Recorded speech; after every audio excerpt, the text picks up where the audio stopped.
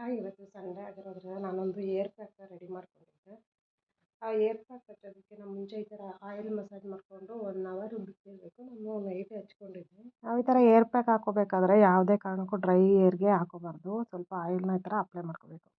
ಈ ಥರ ಒಂದು ಪ್ಯಾಕ್ನ ರೆಡಿ ಮಾಡಿಕೊಂಡು ಒಂದು 15 ಡೇಸಿಗೆ ಒಂದ್ಸರಿ ಹಚ್ಕೊತೀನಿ. ಮೊದಲಿಗೆ ನಾನಿಲ್ಲಿ ಮೆಂತ್ಯ ಮತ್ತು ಕಾಲಾ ಜೀರಾ ಅಂತ ಒಂದು ಬರುತ್ತೆ, ಅದು ಗದ್ಗೆ ಅಂಗಡಿನಲ್ಲಿ ಸಿಗುತ್ತೆ. ಅದು ಮತ್ತು ಕರ್ಬೇವಿನ ಸೊಪ್ಪು, ಈ ಥರ ಮನೆಯಲ್ಲಿ ದಾಸವಾಳ ಗಿಡ ಹಾಕಿರ್ತೀವಿ ಅಲ್ವಾ, ದಾಸವಾಳ ಹೂವು ಮತ್ತು ಎಲೆ, ಹಾಗೆಯೇ ನಾನು ಊರಿಂದ ಸ್ವಲ್ಪ ಮೆಂತ್ಯ ಸೊಪ್ಪು ಕೂಡ ತೊಗೊಂಬಂದಿದ್ದೆ.